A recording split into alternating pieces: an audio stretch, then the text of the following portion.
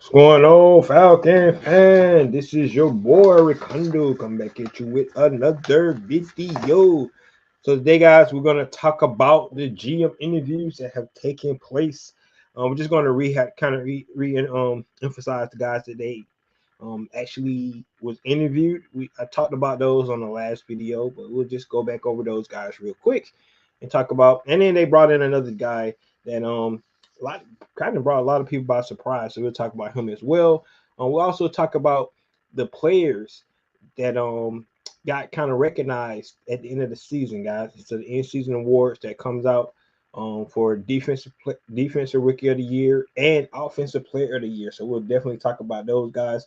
Um, then we'll get into a little free agency of our own guys. Last time I talked about guys that I think the Falcons should keep, but we were trying to get a kind of talk about the strategy that I think the Falcons probably going to be looking at moving forward here this off season. So, guys, with that being said, if you have not already, go ahead and please subscribe to the channel. Please hit that notification bell so you know I drop another video. Please hit the like button so I know you guys are here to talk about. And please share my video throughout the YouTube universe so more people, that's right, more people can come hear me talk about. That's right, these Atlanta Falcons. So, wait one. Wait just a minute.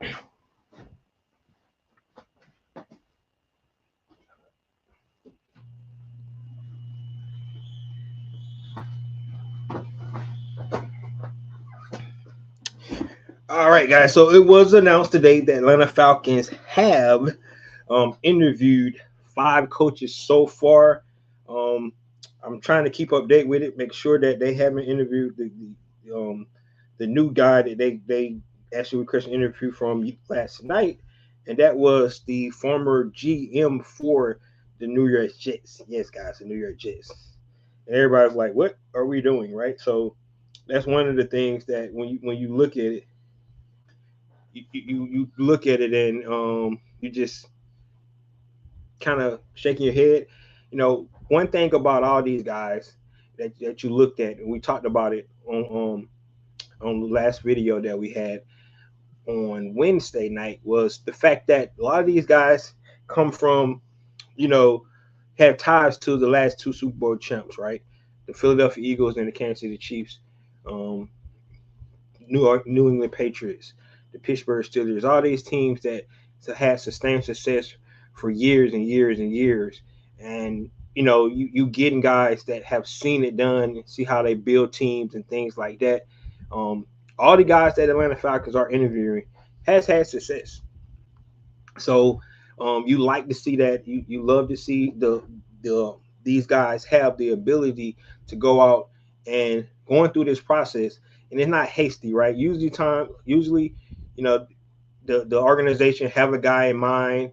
They so got tunnel vision and they focus on that guy, and initially that's what we thought. We thought Atlanta Falcons, it was tunnel vision on 2 guys here, and it was Josh Williams and Ian Cunningham, which either one of those guys I think would have been went awesome. But the fact that they're taking this process serious, and they're really going out and making sure 100% that they got the guy that they feel is going to be, in line with Matt Ryan and the new head coach Kevin Stefanski. It's the way to go. It just is. What you really want to do is make sure that before you actually, you know, come in this partnership together, because this is a new regime, right? We keep talking about this Atlanta Falcons team, um, and making it seem like that it's the old Falcons, right? And without a doubt, if you look at where Arthur Blank decided to do this offseason, he turned the page on the way he used to do business, right? He moved up, he got rid of Rich McKay, um, he got rid of the old regime. And first of all, guys, we have to tip our hat off to Terry Fontenot, right? A lot of us didn't really want to see him go. You know, the record is what it is.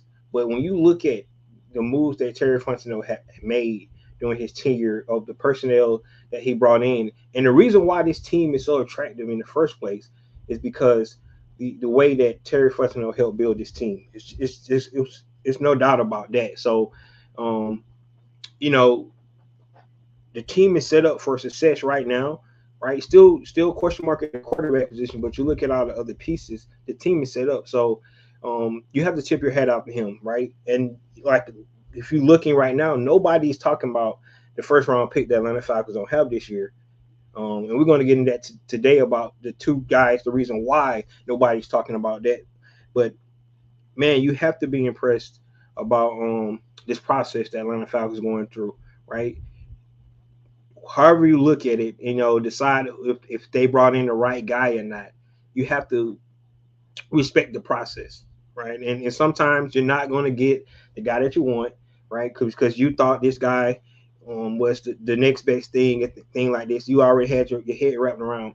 And it's really interesting, right? Because I'm just curious out the fan base, um, how many people really knew about Clint Kubiak before the whole coaching cycle. We knew somebody. Now, if you watch my channel, you knew about it because Mr. John Moreno talked about him all the time, right? He talked about Clint Kubiak, he talked about the Kubiaks and things like that. But a lot of people probably hadn't even heard of Clint Kubiak. So you get this guy that you think is the next big hot coach, and everybody's talking about him, and you think that's what the Atlanta Falcons should go get, right? And I think he was on the list. I think he was on the list, but he might did not meet all the criteria that they have. Like when they're looking at the coach they want to bring in, to kickstart this new era of Atlanta Falcon football, they probably had the checklist. And one of the things might have been experience, right?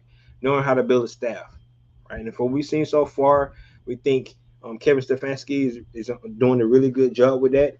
Um, Only one, question mark of a hire so far, and that's Tommy Rees. But to me, that's just more about familiarity and you know the guy who has had experience, right? I think is to me, in my opinion, I think it's a better hire than Zach Robinson, a guy who had never called plays before. You got like Tom Reese who has, right? He has called plays in college and he has called plays in the pros. So he had experience, building a game plan, trying to put a game plan together to compete against a certain defense. So to me, I think that's more than what we got in the 2 years ago when Raheem started bringing in Zach Robinson, right? Who's and I don't want to take nothing away because in my opinion, honestly, I think Zach Robinson, is going to be really good eventually. I just think when you bring in a coach and when you had a team to win right now, right then, you want to be able to bring somebody in that has to have some knowledge, knowing how to put a game plan together. In this case, Kevin Stefanski could only call his own plays. He could utilize, Tommy Reese to help put the game plan together. But at the end of the day, Kevin Stefanski can sit out there and dial up the plays and make sure everything is going like it's going to go. So, um, you know, this GM hire, in my opinion, is really important, right? Because it's going to lay out the way this new era for Atlanta Falcon football is pretty much going to look for the next couple of years, right? Some of the decisions they make this year moving forward. So, like I said, the Atlanta Falcons, it already been reported that they interviewed Ian Cunningham, they interviewed Josh Williams, they interviewed James Lippert, they interviewed Mike Bradway, and they interviewed Andy Will. So they interviewed all those guys. Now, they did request to interview Joe Douglas, right? He was the other guy that a lot of people was like, I think before you guys heard his name, you guys was like, okay, I like the candidate so far. Joe Douglas is a guy that had a little success in Jets. He had more success when he was not a GM, right? If you go look at his career, in the front office. Most of his time was with the Philadelphia Eagles, and what the Philadelphia Eagles organization stand for and stuff. That's probably why he was allowed to, advance his career and go to the New York Jets. But however, the New York Jets, he had a couple hits there, of course. Some of his picks and things like that, acquisitions. But for the most part, it didn't go as well as they wanted, and that could be because the organization is just not ran well. So, because even though he's gone now, and the organization still is having issues. It's to the point where Aaron Glenn is having trouble trying to get coordinators to come in there to help him coach that team. So just look at it, and sometimes that's the way it is in certain organizations. They're not ran real well, and everything trickles down. Right, it starts at the top, and it trickles down to if you're going to have success or whatever like that. So that's the way you look at it. So man, I just like the fact that Atlanta Falcons decided to go ahead and take time in this process. I know it's a little frustrating because they have not named their GM yet, but remember, they have no competition right now in this area, so they can definitely take their time. A lot of people wonder why they hired the coach first. You see why, because team coaching vacancy was open. Man, you want to make sure you get your guy that you think can lead this team instead of trying to settle for something that you was not really looking to hire at the time. So um, that's why I think the Atlanta Falcons jumped on Kevin Stefanski because at the time, he was the second best coach on the market. Now I know a lot of people might want to say Sean McDermott now is that guy, but I don't know if he would have fit what the Atlanta Falcons looking for. Like I said, we don't know their criteria and their checklist that they had to bring in the head coach, and it sounds like Kevin Stefanski met most of those criteria and met the checklist for them to do that. But we'll see if they get to the interview of Joe Douglas today. If they do, that will be awesome. And then we'll see how everything works out for um, Kyle Smith, the guy that the Atlanta Falcons had as they um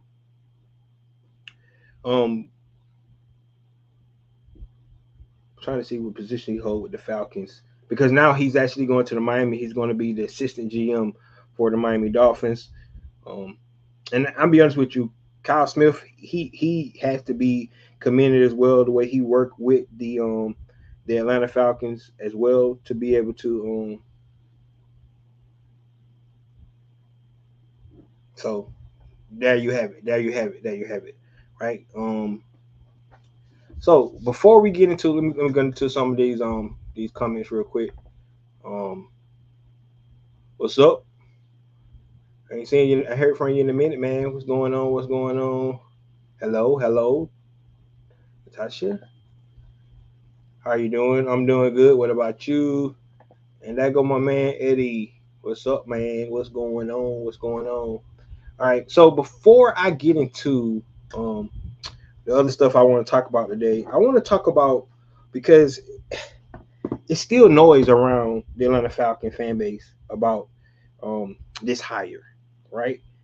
And you know, it's so much noise that people have to come in and chime in and try to give you know um a little information about what actually happened in Cleveland, which in my opinion they should not have to do that. They just should not have to do that because right, like I said, it's not like Atlanta Falcons you know really fast went out and hired Kevin Stefanski. They did through a process, man. They interviewed 10 coaches and they went through this process. So the idea that they just went out and hired anybody, um, and I think the biggest issue I have with this whole conversation going on Twitter about the Atlanta Falcons hire is the fact that people feel like they made this decision other than just it's a football decision. That's what it's all about. People may think they made it because they need to make it because of a culture thing and things like that. It's about winning games. Arthur Blank said, but when he hired Matt Ryan, that position was for one reason only, and that was winning football games. So when they make decisions, it's about that, right? And you guys, a lot of these guys want to put around and talk about, everybody talk about the little clip that DC Young Fly did. Cam Newton put his little information in it, talking about NFC South is the HBCUs of the NFL. I like just ridiculous coming from people that you think knows football, right? That you like, I thought you know football, but you're trying to make it a black and white thing or a race kind of thing, a cultural thing, and it has nothing to do with that. It's about winning football games, And if people can take out their personal feelings and be objective, because see, this the thing, guys. If you know anything about me, I love Deion Sanders, and I watch Shedeur, and I think Shedeur should have went first round. But they have nothing to do with the Atlanta Falcon organization. It's so crazy that this is the conversation. But with that being said, Aditi Kumawale got on 92.9 The Game, the Atlanta Falcons radio show, and she broke down exactly what Kevin Stefanski did for Shedeur, for Dylan, right? With all those five quarterbacks he had, because he had rookie quarterbacks, he actually spent extensive one-on time with both quarterbacks. Mondays and Fridays, he actually created another time period to spend with his young quarterbacks, right? With Dylan and Shedeur, both of those guys. And then once they became starters, he spent one-on-one time with those guys to make sure that the game plan they were putting together fitted their skill set so they can be successful. This is a report from her. She was with the team during this time, right? This right here helps us understand the kind of relationship that Kevin Stefanski might have with a guy like Michael Penix Jr. This is important. This is important information. So the whole idea that he didn't help Shedeur, he set Shedeur up. That's not true. It's not true at all. We was all fooled because I'm one of the ones thought he did get screwed over. But when you look into this reporting, you understand that the way he kind of tailored it for his quarterbacks, right? Especially in this instance, because they actually went out and did the crazy thing and drafted two rookie quarterbacks in the same season, right? When you had three veteran quarterbacks on your team already, it's just insane the way to look at it like that. But the fact that this is how it took place, and like sometimes we're not going to get all the insides and details. We on the outside, we're trying to anticipate, and trying to determine and create assumptions what's going on, but at the same time, this is what was taking place in the back scene, in the background, and that's good, right? We didn't have to know all this, but I think somebody put this out because of all this stupid noise that's going around the Atlanta Falcons fan base, to the point where you got to try to defend the guy, and what really gets me is that everybody was so excited when Matt Ryan got hired as president of football, right? He made this pick, and now all of a sudden you turn on him as well, and you try to make it a black and white thing, and it's not a black and white thing at all. So I just had to say that. Hopefully by the end of this weekend, this conversation is over, because it's a mute point. It's not going to matter in the first place because they already made the hire. If you're a real Falcon fan, you want the Falcon fans to do well no matter who the coach is, right? That's what it's all about. You're about the team. So that's what you want to see success. So you want to hope and pray that all this stuff works out the way it is, instead of wishing it don't, because it's like you want the teams, to fail. So hopefully that's not what we're doing here with this in this situation. But I just wanted to put that out because um, Miles Garrett reported. Then I actually went back and listened to the conversation that she had with 92.9 The Game today, and she pretty much laid out all the details of how he were with quarterbacks. We got to remember that he had 13 different starting quarterbacks during his tenure there. 13 different quarterbacks. Six of those quarterbacks was black. Just say that six of those quarterbacks was black. 13 different quarterbacks. Six was black, and during this time, he went to two playoff games. You know what's so interesting about that? He was with the Cleveland Browns less than Atlanta Falcons have been out of the playoffs. 8 seasons. And Kevin Stefanski took a team to the playoffs twice during that time. And we up here upset because they trying to win football games and make a football decision. And because you don't like the decision about something that has nothing to do with Atlanta Falcons, I'm telling you guys, make sure you look at it from a football standpoint. You went to the playoff twice. The Atlanta Falcons ain't been in the playoff in 8 seasons. He's been in the playoff twice already. 2 coaches a year during that same period of time. And we are trying to not understand that this is a football decision, more of it about your feelings and your emotions and things like that. Look at it from that standpoint. That's the last time I'm going to talk about it. Hopefully, we can get back to our regularly scheduled program to talk about Atlanta Falcons being better in 2026 and in the future. That's what I want to talk about. I just wanted to bring that up. Last time, hopefully, we have to have this conversation. Jamel Hill got involved and she getting killed on Twitter. Like, she should have stayed out of it. She's not even from Atlanta. Like, I don't understand the narrative that was going around that didn't even have to be created in the first place. So I just wanted to put that out. Um, so hopefully, all our fans kind of get on board eventually, right? I get it. You didn't get your guy. You think it was a bad hire, but look at it from a football standpoint and try to open your eyes and see if this is going to be something that we can work with moving forward. So there you go. There you go.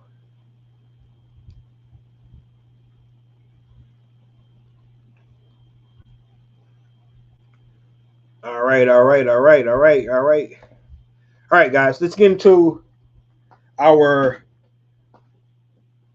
our 3 players that got recognized um this actual week. 2 of those guys. Let's start with the 2 rookies, right?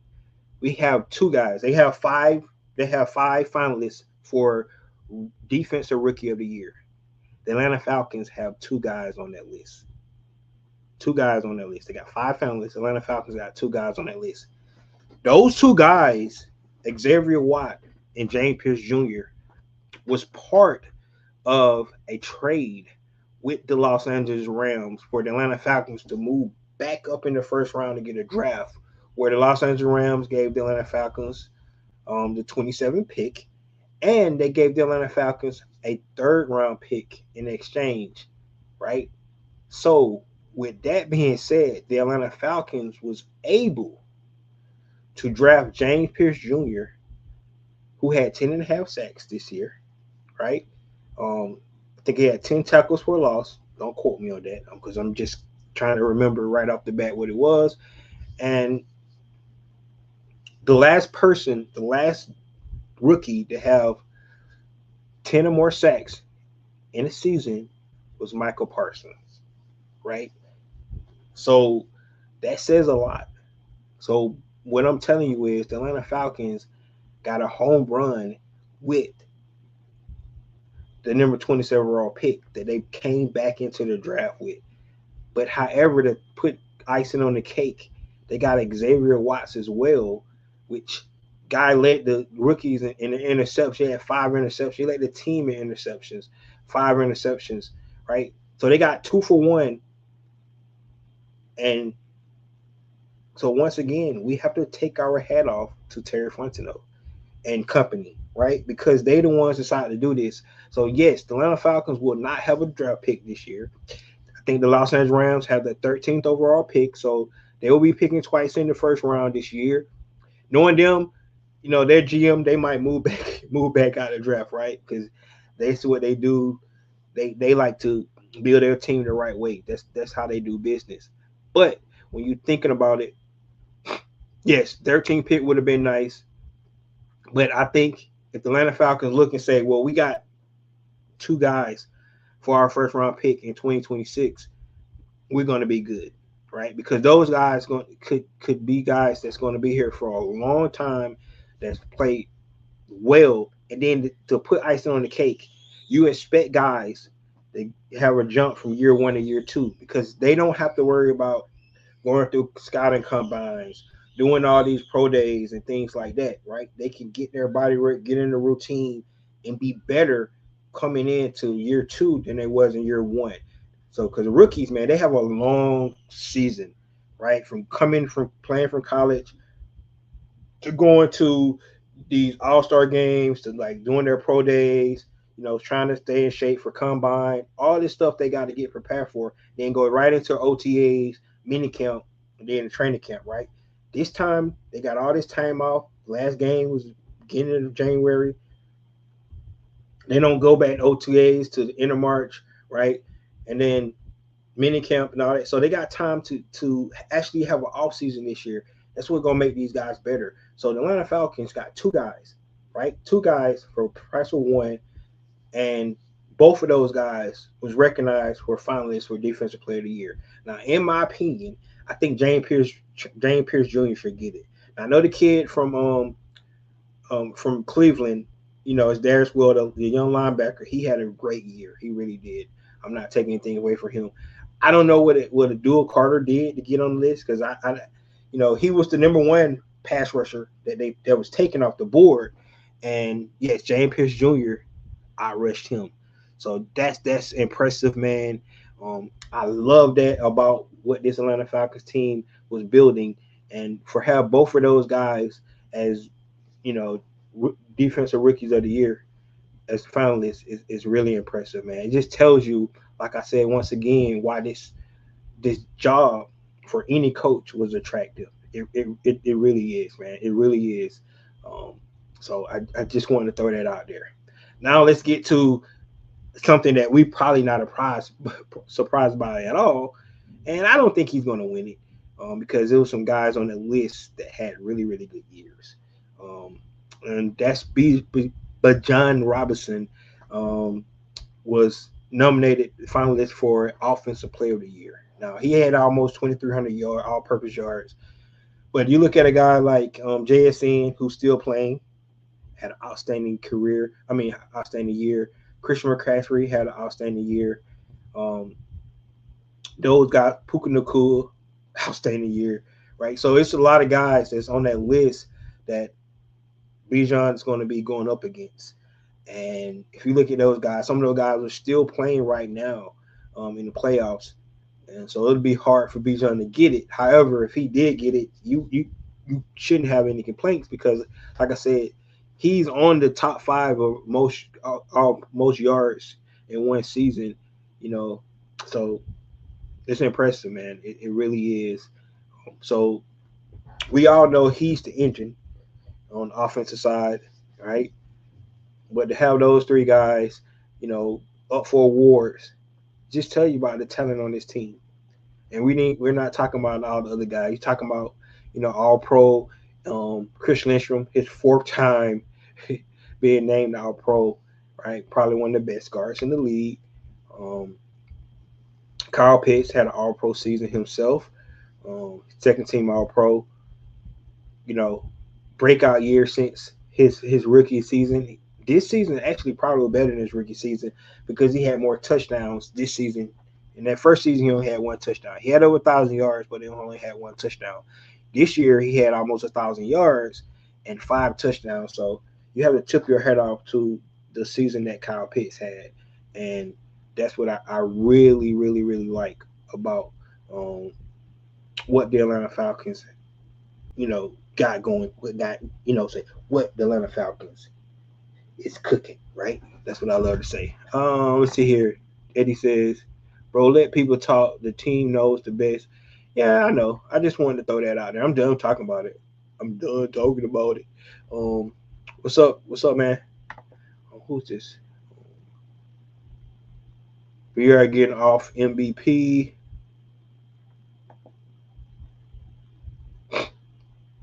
I take that back because the voters always like playoff guys. Yup. Yep. So like I said, playoffs. Whoever's in the playoffs probably gonna win it. I actually think that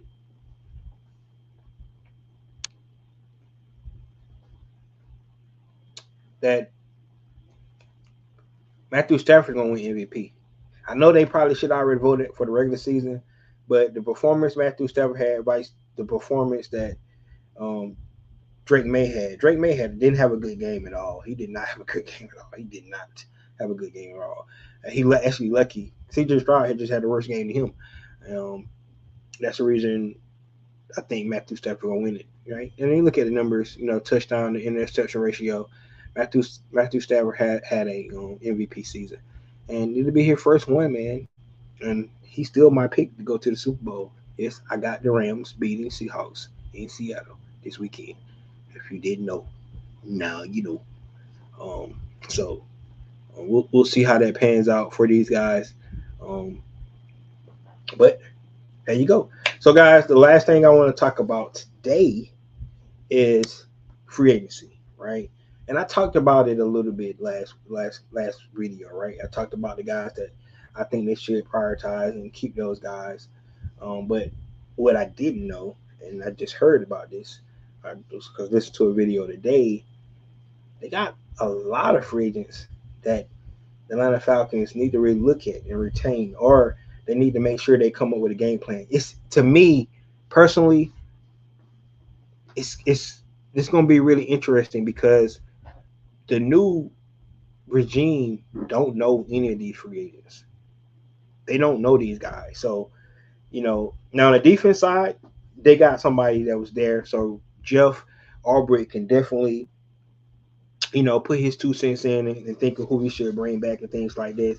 But other guys that Leonard Floyd, I didn't realize he was going to be a free agent. Like I said, Armor Ebiketie, D. Alford, David Onyemata is going to be a free agent. I didn't realize that. So like K. Nellis is going to be a free agent. That's 5 guys that actually started for Atlanta Falcons at some point this season.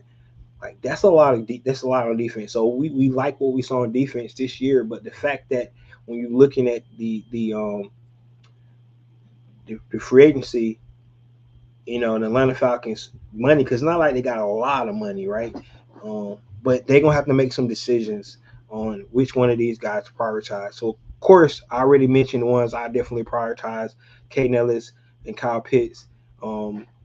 Tyler Algier, like I said, for me, Tyler Algier, I think he should go get his money. So if he get his money, that's good. If he don't get his money, um, that's just the way it is. But when you looking at this Atlanta Falcons team, the free agency is going to be really important, and that's why they have to nail this GM position down, right? Because it's like to me, it's like unknown, right? Hopefully, these GMs are studying this team already, and coming up with some kind of plan how they want to move forward. Free agency is going to be probably um, what kind of mindset are we thinking the Atlanta Falcons are trying to go with this year? I mean, what they do at the quarterback position is probably one of the most fascinating things to look at, right? Um, for reasons, because of who we hired as a head coach, um, how Kirk Cousins restructured his contract now made it more likely that he's going to be cut. But when you have that chemistry and that familiarity with Kevin Stefanski, it's different, right? It's starting way to start to look at it and see where they actually decide to make a different move there. But then you also don't know exactly when Michael Penix coming back, and if he's going to be back for training camp, maybe you're like, well, we don't have to worry about Kirk Cousins because we're going to have our starting quarterback back. So it's some of the things. It's just so much to think about. Um, and free agency is just the icing on the cake. And you have to take care of your own free agents first, right? Because if you want to try to, keep some of that success you had, you want to try to keep some of those guys, right? Now, with Kyle Pitts in particular, we know that Kevin Stefanski loves to run 13 and 12 personnel. So Kyle Pitts is, the type of guy that he wants to keep. And he does utilize his tight ends. If you go back and look at what he did at Cleveland with David Njoku and Fanning, right? He uses tight end. So it's not like those guys won't like Kyle Pitts won't be getting touches because he's utilized in the pass game. I think he utilized more than what the Jack Robinson utilized his tight end. Now you go back to Arthur Smith. Arthur Smith loved to utilize his tight ends.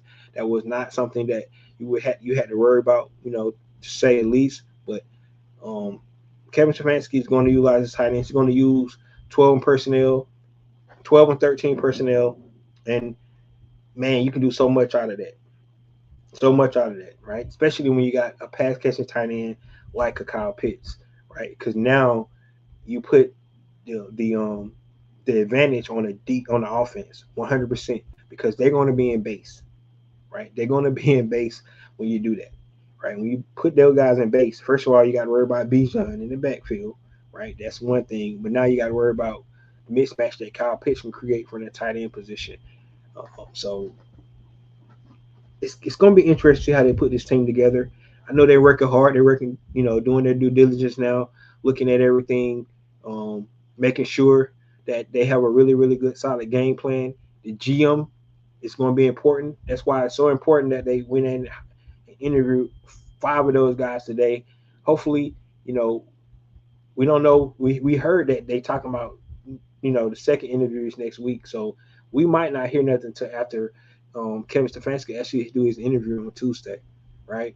So it's just so much things that's going on with the organization. So much exciting things. Some of the things that I talked about on Wednesday that make me, just so anxious to see how this season roll out. This season for the NFL, it matches WNBA. I mean, not W NBA free agency 100%. It matches NBA free agency.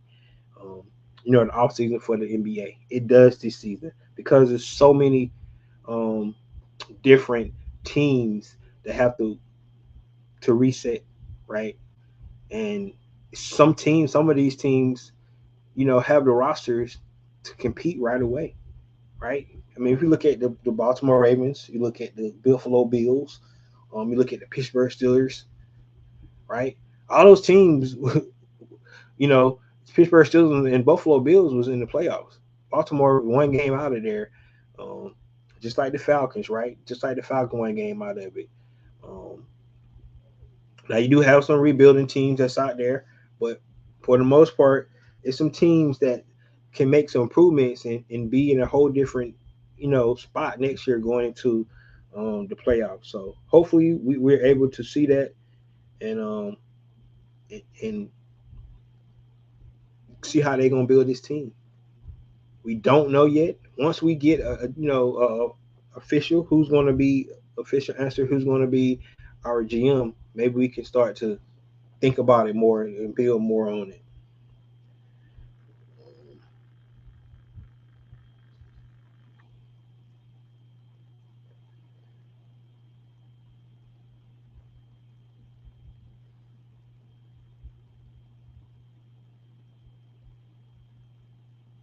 I see that. So I just, I'm bear with me, guys. I'm looking, make sure no more news don't come out, or we can stay up to date. Because if anything do else come out, I can come back on here and talk about it again. But it looks like that is not the case. That is not the case. All right. And like I said, man, listen to talking heads on TV, and people having their opinions and stuff like that. Let's look at it from the fan base perspective, where we know this team in and out. We root for this team, right? We watch all the games. We probably can critique this team better than anybody. And for people that, you know, sometime it get a blurb here, blurb there, you know. Now Atlanta Falcons was on prime time five games, and I can tell you this: all 5 of those games, Atlanta Falcons played well. They really did. They really did. So we put the world on notice. We didn't embarrass ourselves doing those 5 games. We didn't win all of them, but we definitely um, played well. Matter of fact, I only think we lost one. That was to the 49ers. I think we won the rest. So, there you have it. Atlanta Falcons is a primetime team. Make sure they do the same thing next year. Um,